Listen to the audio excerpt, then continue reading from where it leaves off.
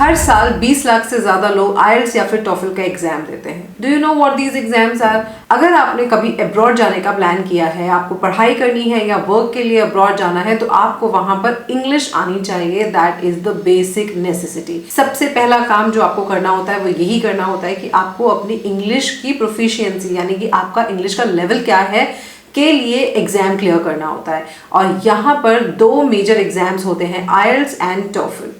Actually, these are English proficiency exams. So in today's video, we are going to talk about what these two exams are, क्या differences हैं, IELTS क्यों देते हैं या TOEFL क्यों देते हैं, आप कैसे चूज करेंगे कि कौन सा एग्जाम देना बेहतर है, और दोनों ही एग्जाम्स के लिए आप अलाउ हैं तो आप कौन सा एग्जाम देकर ज्यादा स्कोर कर सकते हैं, and most importantly which one is best for you.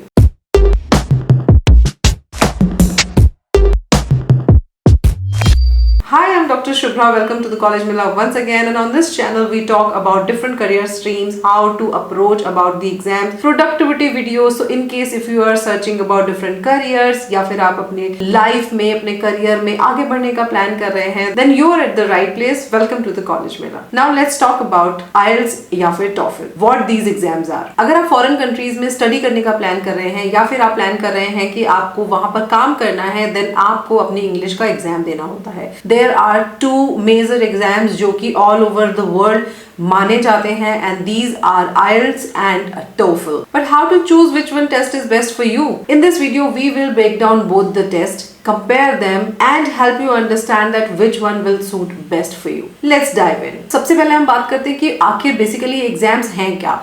So TOEFL is the test of English as a foreign language. यहाँ पर ये एक स्टैंडर्डाइज्ड टेस्ट है इंग्लिश लैंग्वेज की प्रोफिशिएंसी का, जो कि नॉन नेटिव स्पीकर्स के लिए है। नॉन नेटिव स्पीकर्स का मतलब है कि आपकी मदर टंग यानी कि आपकी जो बेसिक लैंग्वेज है वो इंग्लिश नहीं है, इंग्लिश आपकी सेकेंड या थर्ड लैंग्वेज है। और TOEFL उन लोगों के लिए बना है जो कि नेटिव नहीं है, लोकल स्पीकर्स नहीं है इंग्लिश के। TOEFL को वाइडली एक्सेप्ट किया जाता है, स्पेशली इन US, कनाडा, और ये ना यूनिवर्सिटी में स्टडीज के लिए ज्यादा एक्सेप्ट किया जाता है। This test focus on your academic English, यानी कि आप बेसिकली इंग्लिश लैंग्वेज में कैसे हैं, not day to day topics, but आपकी जो एजुकेशन के अंदर काम आने वाली इंग्लिश है उसके अंदर आप किस तरीके से परफॉर्म करते हैं।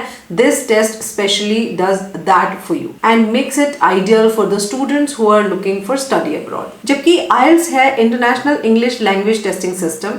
ये एग्जाम खुद मैंने भी 2 बार दिया है, just to improve myself, just to test my English ability, and I got good marks, but उसके बारे में हम बाद में बात करेंगे। IELTS ग्लोबली रिकॉग्नाइज्ड एग्जाम है, इसको TOEFL के कंपैरिजन में ज्यादा दिया जाता है, बिकॉज ये वर्क जो लोग ढूंढ रहे हैं अब्रॉड में काम करने के लिए, जैसे कि UK, कनाडा, ऑस्ट्रेलिया, न्यूजीलैंड, इन सब जगहों पर यूनिवर्सिटीज में भी एक्सेप्टेड है और ये वर्क के लिए भी एक्सेप्टेड है अगर आपको अब्रॉड जाकर काम करना है तो। That means this test is suitable for people who are planning for study abroad or work abroad or migration. What is the difference between these two? दोनों ही English proficiency exams है, दोनों को ही most of the countries में accept किया जाता है। So let's learn what is the basic difference between these two. So the first is format. तो TOEFL के फॉर्मेट में 4 पार्ट्स होते हैं, reading, listening, writing and speaking, but this test is entirely based on computers. तो अगर आप computers में बहुत अच्छे हैं, आपको कंप्यूटर हैंडल करना आता है, you know how to write, type writing on computer,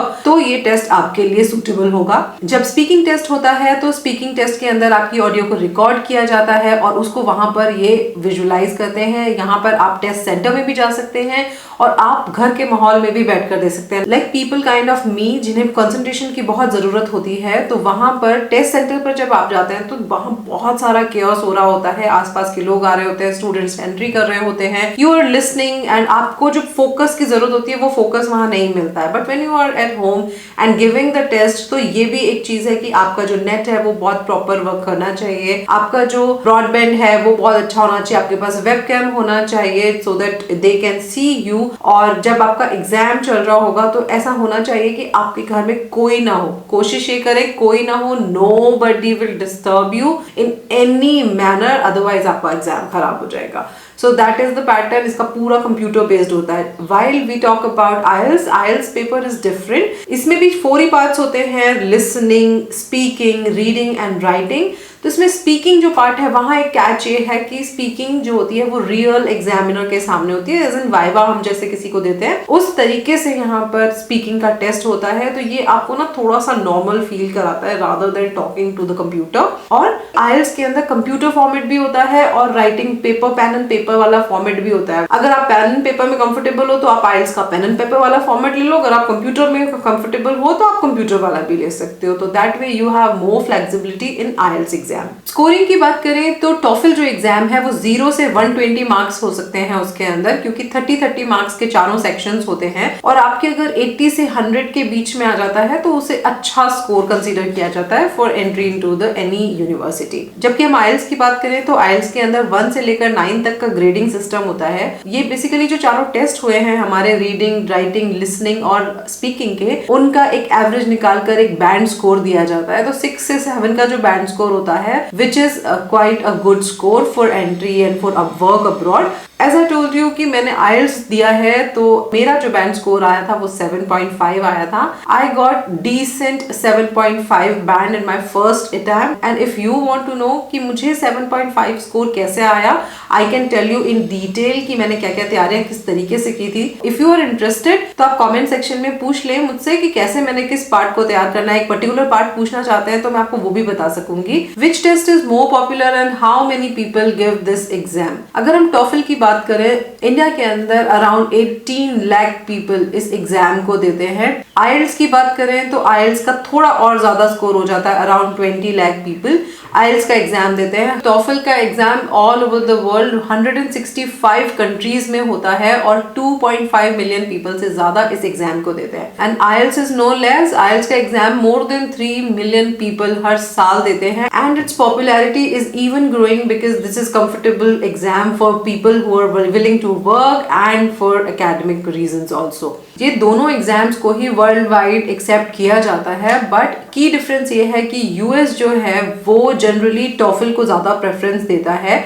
अगर हम आइल्स की बात करें तो आइल्स कनाडा में, यूके में, Australia, New Zealand, even other countries में सब में आइल्स को एक्सेप्ट किया जाता है। Now the most important point is कि आपको कौन सा टेस्ट देना चाहिए। It totally depends on 2 things. First is your preference and second is the requirement of the institution you are applying to. अगर आप यूएस के लिए अप्लाई कर रहे हैं, वहां की यूनिवर्सिटी में जाने का अप्लाई कर रहे हैं, then you have to take TOEFL. अगर आप यूके या कनाडा, ऑस्ट्रेलिया, न्यूजीलैंड या अदर कंट्रीज की तरफ जा रहे हैं, then IELTS could be the better option for you. इन दोनों ही टेस्ट की बहुत रेपुटेशन है। द इम्पोर्टेंट थिंग इज आपकी स्ट्रेंथ और आपकी जरूरतों पर डिपेंड करेगा कि आपको कौन सा टेस्ट इसमें से चूज करना है। मान लीजिए आप कंप्यूटर्स में अच्छे नहीं हैं तो आप टॉफल के लिए जा सकते ही नहीं है। आपको टॉफल के लिए बहुत अच्छी कंप्यूटर स्किल्स चाहिए क्योंकि आपको टाइपिंग करके राइटिंग करनी होगी वहां पर।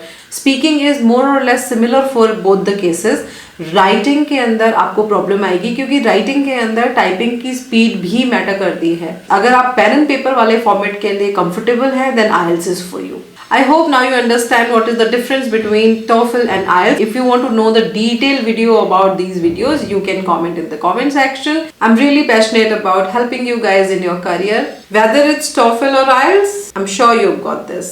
So good luck on your English proficiency test. Make sure to subscribe our channel for more tips on study abroad and your career options. See you in the next video. Bye bye.